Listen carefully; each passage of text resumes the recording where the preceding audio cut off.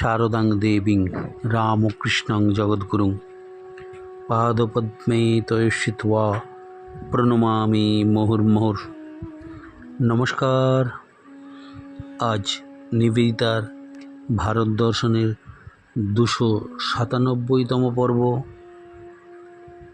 ইংরেজির তারিখ আজ 3রা মে, অর্থাৎ গত পরশু দিনেই 1লা মে একদিক দিয়ে রামকৃষ্ণ মিশনের প্রতিষ্ঠা দিবস 130তম আর বুদ্ধ জয়ন্তী।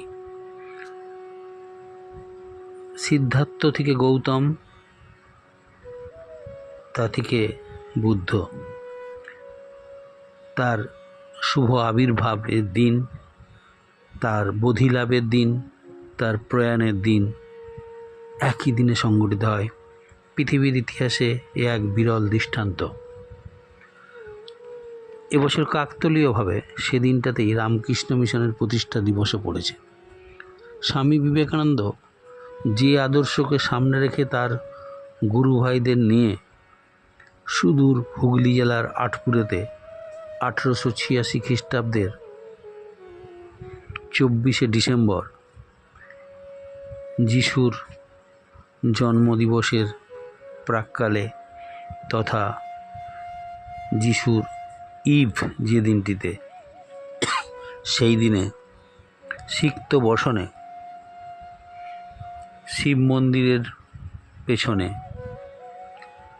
বাবুরাম মহারাজের মামা বাড়ি, সেখানে তার একটি ধুনি জেলে 9 জন গুরু ভাই ত্যাগী শ্রীরামকৃষ্ণদেবের পার্ষদ, তারা ঠিক করলেন বহুজন হিতায় বহুজন সুখায় নিজেদের জীবন উৎসর্গ করবে। এই বহুজন হিতায় বহুজন সুখায় বাণীটি বুদ্ধের কথা, আর তারা যে জীবন উৎসর্গ করবে সেটি ছিল যিশুর জীবনকে সামনে রেখে তার পার্শ্বদেরা যেভাবে বিশ্বময় তার ভাব বাণী জীবনকে পৌঁছে দেওয়ার প্রয়াসী হয়েছিলেন, রামকৃষ্ণ মিশনের সন্ন্যাসীরাও তথা রামকৃষ্ণ অনুরাগী তার পার্ষদরাও ঠিক করলেন তারা জীবনগুলি দান করে দেবেন বহুজন হিতায় বহুজন সুখায়। বুদ্ধের জীবন আমরা দেখেছি শ্রীরামকৃষ্ণদেব খুব পছন্দ করতেন। খ্রিস্টপূর্ব 566 বা মতানুসারে 576 বর্ষে তার জন্ম।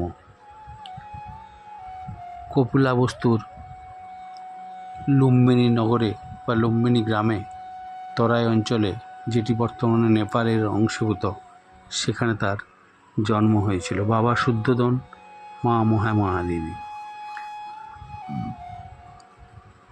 বুদ্ধ তথা সিদ্ধার্থ রাজ পরিবারে জন্মগ্রহণ করে ছন্দককে নিয়ে রাস্তায় যে দৃশ্য দেখেছিলেন সেটিকে নিবেদিতা ভীষণভাবে তার বুদ্ধ চর্চার মধ্যে দ্য লাইট অফ এশিয়া বইটি এডউইন আর্নল্ড সাহেবের লেখা, সেটি তাকে বুদ্ধের জীবন তথা এশিয়ার এই স্বামী বিবেকানন্দের ভাষায় পৃথিবীর মধ্যে এর থেকে বড় মহামানব পৃথিবীতে আর জন্মগ্রহণ কম করেছেন, যিনি তার জীবনের একটি বারও নিঃশ্বাস গ্রহণ করেননি নিজের জন্য, জগতের কল্যাণের জন্যই তিনি উৎসর্গীকৃত প্রাণ। সেই বুদ্ধ যিনি বোধিলাভের পূর্বে 500 বার জন্মগ্রহণ করেছেন মানুষের কল্যাণের জন্য। স্বামীজি নিজে নিবেদিতাকে নীলাম্বরবাবুর বাগান বাড়িতে তার ব্রহ্মচর্য দীক্ষাদানের পূর্বে শিবের পুজো করিয়ে 1898 খ্রিস্টাব্দের 25শে মার্চ তাকে বললেন, যাও। যিনি বুদ্ধত্ব লাভের পূর্বে, বোধিলাভের পূর্বে 500 বার জন্মগ্রহণ করেছিলেন মানুষের কল্যাণের জন্য, তার চরণে শরণাপন্ন হও। যিনি একটিবারও নিঃশ্বাস গ্রহণ করেননি মানুষের কল্যাণ ছাড়া। তিনি তার জীবনটি মুক্তির জন্য প্রয়াসী হয়ে মানব কল্যাণে নিবেদিত হয়েছিল। যিশুর জন্মের 500 বছর পূর্বে, অর্থাৎ 2500 পূর্বে এই মহামানবটির জন্ম। নিবেদিতা যখন স্বামী বিবেকানন্দের চরণতলে প্রথম পৌঁছেছিলেন 1895 খ্রিস্টাব্দের নভেম্বর মাসে, তিনি তাকে যে অবস্থায় মার্জাসানের বাড়িতে ফায়ার প্লেসের পাশে যে অবস্থায় দর্শন করেছিলেন, তার দ্য লাইট অফ এশিয়া বইটি পড়া যেন সার্থক হয়েছিল। সে বইটির মধ্যে সেই আমাদের যে বিখ্যাত অশ্ব ঘোষ মহাশয়ের বুদ্ধচরিত বিখ্যাত বইটি ছিল, লাইট অফ এশিয়ার মধ্যে নিবেদিতা সেই বইটির সন্ধান পেয়েছিলেন। যেন বুদ্ধের জীবন কিভাবে সম্পূর্ণভাবে তাকে মুক্তির পথ খুঁজতে প্রয়াসী ছিলেন, নিবেদিতা সেগুলিকে অনুধাবন করেছিলেন। আমরা যদি শ্রীরামকৃষ্ণদেবের জীবনে দেখি, জীবনের শেষ প্রান্তে এসে কাশীপুরে তিনি বুদ্ধের ত্যাগ, তিতিক্ষা এবং মৈত্রী, করুণার হৃদয়বর্তা সেগুলিকে বারবার স্বামীজি সহ তার ভাবিকালের ত্যাগী সন্তানদের জন্য বারবার সামনে এনেছেন। স্বামীজি তথা নরেন দত্ত সেদিনে পাগলের মতো দিশাহারা হয়ে গিয়ে সেই ত্যাগ ও তিতিক্ষার বোধিলাভের জায়গাতে ছুটেছিলেন কালী মহারাজ তথা অভেদানন্দজি এবং তারক মহারাজ তথা শিবানন্দজিকে সাথে নিয়ে। বুদ্ধগয়ায় পৌঁছে বোধিবৃক্ষের তলায়, যেখানে তিনি বোধিলাভ করেছিলেন, সেইখানে স্বামীজিরা গিয়ে নিজেদের ত্যাগ এবং তিতিক্ষার মধ্যে ধ্যানে বুদ্ধের জীবনকে তারা যেন আহরণ করেছিলেন, ফিরে এসেছিলেন তারপরে সেই ত্যাগ তিতিক্ষার এক পরাকাষ্ঠা রূপে। ভাবিকালে তারাই রামকৃষ্ণ দেবের সত্যিকারের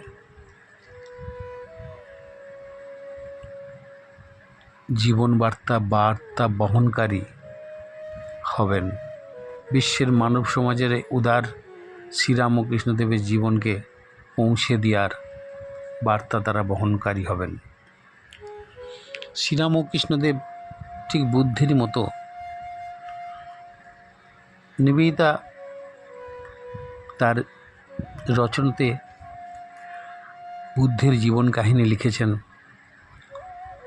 এবং নিজে বোধিবৃক্ষের তলায় গিয়ে পৌঁছে সুজাতা যে বোধিলাভের পরে বুদ্ধকে প্রথম পায়সান্ন খাইয়ে তিনি আনন্দ পেয়েছিলেন, সেই সুজাতার বাড়ি নিশ্চিহ্ন হয়ে গেছে। সেই গ্রামে গিয়ে সেখানকার মাটি মাথায় স্পর্শ করে পবিত্রতার এক যেন সন্ধান পেয়ে নিজেকে গর্বিত মনে করলেন। নিবেদিতা 1904 খ্রিস্টাব্দে রবীন্দ্রনাথ ঠাকুর, জগদীশচন্দ্র বোস, লেডি অবলা বসু, রবীন্দ্রনাথের পুত্র রথীন্দ্রনাথ পাটনা থেকে আগত যদুনাথ সরকার এবং আরও অনেকে, অমূল্য মহারাজ তথা স্বামী নির্বাণানন্দজি, তারা সকলে নিবেদিতার সঙ্গী হয়ে নিবেদিতাকে তারা যেন ফলো করছিলেন। এবং সেই বিখ্যাত একজন জাপানি, যার নাম ফুজি, সে জাপান থেকে অতি সাধারণ একটি মানুষ পয়সা সংগ্রহ করে বুদ্ধের বোধিলাভের জায়গাটি দর্শন করতে এসে তার তলেই বসে নিজে ধ্যানস্থ হয়েছেন। বোধিবৃক্ষের তলায় বুদ্ধকে স্মরণ মনন করে নিজের জীবনকে সার্থক করার উদ্দেশ্যে এদেশে এসেছিলেন। তাই সেই ফুজি নিবেদিতার যেন আদর্শ হয়ে গেল। সেই ফুজি নিবেদিতার চরিত্রে পরবর্তীকালে রথীন্দ্রনাথ তার পিতৃস্মৃতি বলে যে পুস্তক লিখেছেন, তার মধ্যে যদুনাথ সরকার তার রচনার মধ্যে এই ফুজিকে খুঁজে পাওয়া যাবে। ছন্দকের কাছ থেকে যে সিদ্ধার্থ তথা গৌতমের জীবনের প্রথম দিককার ঘটনা নিবেদিতা রচনার মধ্যে এনেছেন, সেখানে জোড়া ব্যাধি মৃত্যুর হাত থেকে মানুষের কোনো রেহাই নেই। তা থেকেই সন্ন্যাস নেয়ার যে স্পৃহা বুদ্ধকে তার জীবনে নতুন আলোর সন্ধান দেয়। 7 বছর বোধিলাভের জন্য তপস্যা করে তিনি ফিরে এসেছিলেন। তার বিবাহিত স্ত্রী এবং সন্তান রাহুলকে, যারা তার সংসার ত্যাগের পর থেকে সন্ন্যাস জীবনযাপন করেছিলেন, তারা সাত্ত্বিক আহার গ্রহণ করেছেন, হবিষান্ন গ্রহণ করেছেন এবং সাত্ত্বিক জীবনযাপন করেছেন। ফিরে আসার পরে বুদ্ধ তাদের আপন কোলে ঠাঁই দিয়েছেন। যে বুদ্ধ বোধিলাভের পরে সারনাথে 500 তার সন্ন্যাসী পার্শ্বদের নিয়ে গিয়ে তার বাণী প্রচার করেছিলেন, বৌদ্ধ ধর্মের প্রবক্তক রূপে যে বুদ্ধ তার 500 পার্শ্বদের মধ্যে বিলিয়ে দিয়েছেন বিশ্বের মানব জাতির কল্যাণে তারা প্রচারে বেরোবে, সেখানে সামিল হয়েছিলেন। বুদ্ধ ফিরে এসে রাজ পরিবারে আবার যখন পৌঁছেছিলেন, তার গৃহে প্রবেশ করে তার স্ত্রী এবং সন্তানকেও তার সঙ্ঘে ঠাঁই দিয়েছিলেন। এই বৌদ্ধ সন্ন্যাসীদের যে আশ্রম বুদ্ধগয়াতে মা সারদা দেবী, সেটি দেখে খুব আনন্দ পেয়েছিলেন। তাদের সাজানো গুজানো সুন্দর মাথা গোজার টাই এবং তারা আপন মনে বৌদ্ধ ধর্মের সাধনায় তৃপ্ত থেকেছেন। সে দৃশ্য দেখে মা ঠাকুরকে প্রার্থনা করেছেন, তোমার নামে যারা সংসার ছেড়ে বেরিয়ে আসলো, তাদের যেন এই রকম মাথা গোঁজার ঠাঁই এবং দুবেলা দুমুঠো অন্নের অভাব না হয়। ঠাকুর সে বার্তা মায়ের কাছ থেকে পেয়ে আশ্বস্ত করেছিলেন। আজ যে রামকৃষ্ণ মিশন দেখি, বুদ্ধ চরিত্র শ্রীরামকৃষ্ণদেবের শেষ জীবনে বুদ্ধের চরিত্রের সাথে অনেক মিল আছে। বুদ্ধ আনন্দকে সাবধান করে দিচ্ছে। শেষ শয্যায় বুদ্ধের বোধিলাভ ঘটেছে, আমরা জানি বুদ্ধ গয়ায় তার শরীর যায় কুশীনগরে, উত্তরপ্রদেশে সেই বিখ্যাত কুশীনগরে আম্র বাগানে গাছের তলায় তার আসন পেতে দেওয়া হয়েছে। তার মহাসমাধি ঘটবে, নির্মাণ লাভ ঘটবে, মুক্তির সেই আলোক দিশা তাকে হাতছানি দিচ্ছে। কিন্তু জীবনের শেষ দিন, শেষ নিঃশ্বাস নেওয়া পর্যন্ত তিনি কাউকে বার্থ করছেন না। যে আসছে তাকেই তিনি তার বোধিলাভের যে নির্যাস, মুক্তির পথ, তার বাণীর মাধ্যমে সকলকে আনন্দধারায় প্লাবিত করছিলেন। আনন্দ তার সবচেয়ে কাছের পার্ষদ। শেষ সময়ে বুদ্ধ পাচ্ছেন না, হাঁটু গেড়ে উঠে বসতে পারছেন না, পাঁঠুর উপরে ভর করে। সে দৃশ্য দেখে তার কষ্ট হচ্ছে। সেই আনন্দ রুখে দিচ্ছে। কাতারে কাতারে মানুষ যখন তার কাছে আসছে, বুদ্ধের কাছে তার বাণীতে আশ্বস্ত হওয়ার জন্য, আনন্দ যখন থামিয়ে দিচ্ছে, বুদ্ধ বলছে, ওটা করো না, দাও, যতক্ষণ নিঃশ্বাস আছে আমি আপ্রাণ চেষ্টা করব তাদের মুক্তির সন্ধান দিতে। বিরক্ত হচ্ছেন আনন্দের প্রতি।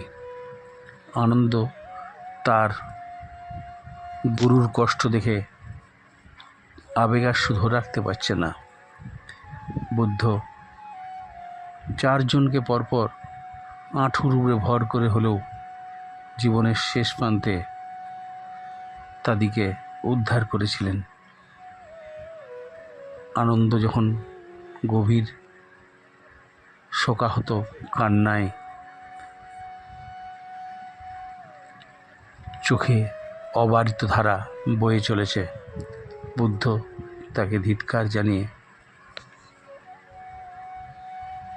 ধমক দিয়ে বললেন, কি করছো? আমি কি একটা মানুষ? আমি শরীর ছেড়ে চলে যাচ্ছি বলেই তার জন্য এইভাবে কাঁদতে হবে পাগলের মতো? আত্মদীপও ভাবো, নিজেই প্রদীপ রূপে জ্বলে উঠো। যে প্রদীপের আলোয় আলোকিত হবে তোমার কাছে আগত সমগ্র দুর্দশাগ্রস্ত মানুষেরা। আনন্দকে আরও বললেন, বুদ্ধ কোনো নাম নয়, বুদ্ধ কোনো ব্যক্তি নয়, বুদ্ধ একটি আদর্শ, বুদ্ধ একটি অবস্থা, বুদ্ধ একটি শক্তি। মানুষ তার চিন্তা সাধনা দ্বারা এই জায়গায় পৌঁছাবার জন্য সচেষ্ট থাকবে যুগ যুগ ধরে। এখানেই বুদ্ধের মাহাত্ম্য। স্বামীজিও একথা বলেছেন যে বুদ্ধ কোনো নাম নয়, বুদ্ধ একটা অবস্থা। নিবেদিতা সেটি অনুভব করেছেন, সেটি তিনি প্রকাশ করেছেন তার রচনার মধ্যে। সেই ছন্দকের কাহিনীটি যেমন নিবেদিতা, ছন্দক তার গাড়ির তথা রথের চালক মাঝরাতে মাঝে মধ্যেই বেরিয়ে পড়েছেন নদীর ধারে, একের পর এক জরা ব্যাধি মৃতদেহকে দেখে তার ম্রিয়মাণ যে বেদনা বেদুর জীবন। বুদ্ধকে ছন্দক তার সমস্ত প্রশ্নের উত্তর দিয়েছেন। মানুষ এর বাইরে তার জীবন হতে পারে না। তার জরা থাকবে, তার ব্যাধি থাকবে, তার মৃত্যু থাকবে, এটি অবশ্যম্ভাবী। তার বাইরে যেতে গেলে সন্ন্যাস বা মুক্তি, নির্বাণ লাভের পথে এগোতে হবে।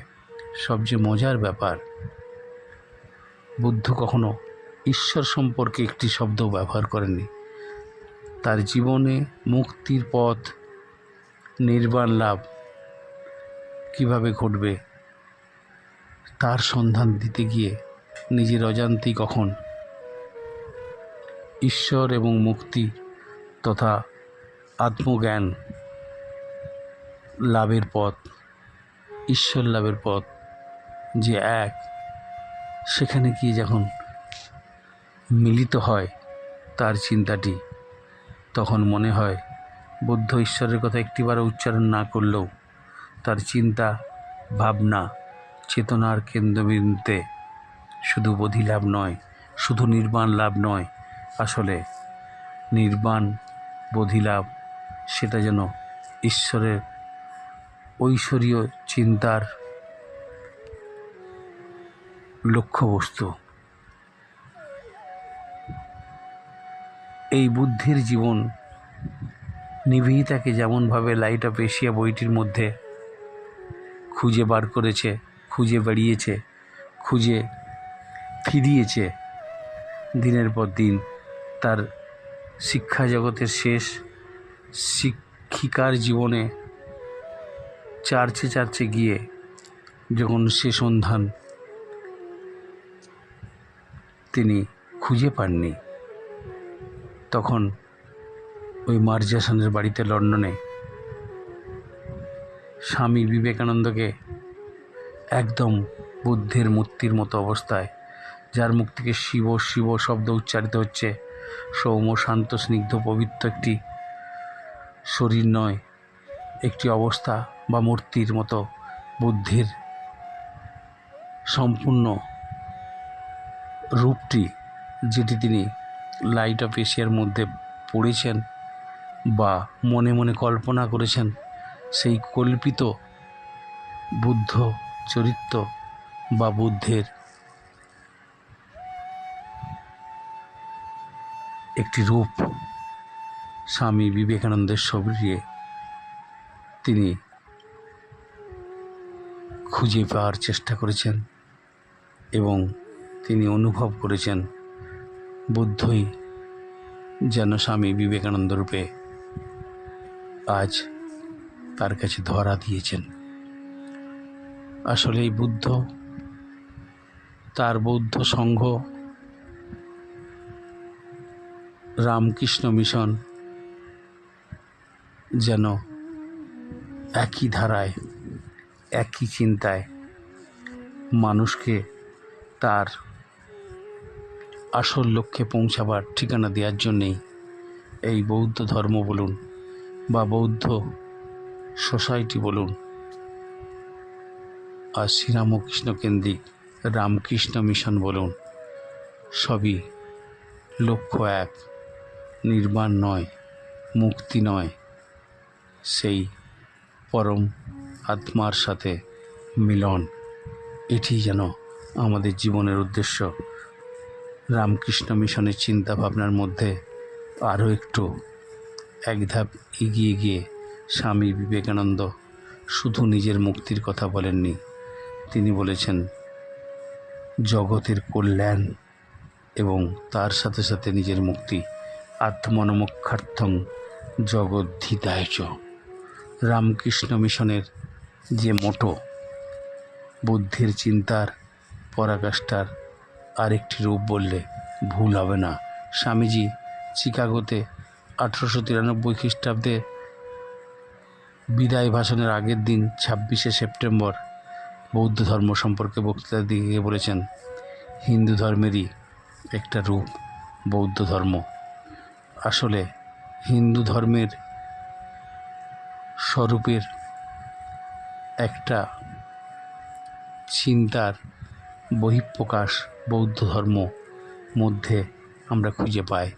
তাই বৌদ্ধ ধর্মের চিন্তা, স্বামী বিবেকানন্দের চিন্তা, শ্রীরামকৃষ্ণদেবের জীবনের শেষ সময়ে কাশীপুরে সিন্ধু প্রদেশ থেকে আগত হীরালালকে বুদ্ধের জীবনের মতনই শ্রীরামকৃষ্ণ তার কষ্টকে কষ্ট মনে না করেও তাকে উপদেশ দিতে ছাড়েননি।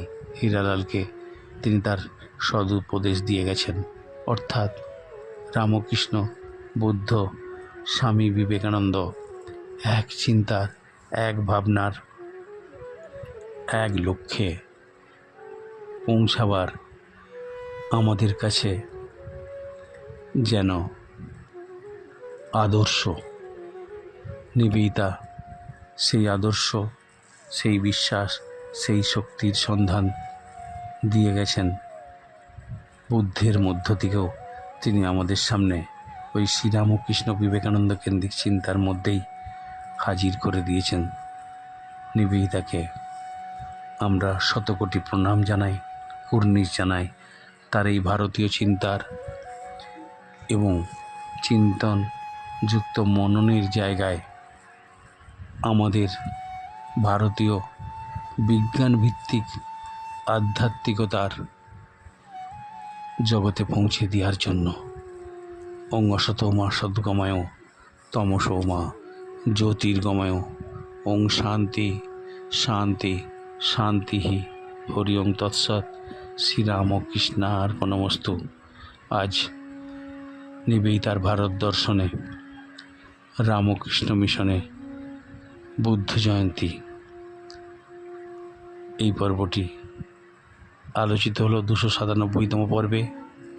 সকলে ভালো থাকবেন।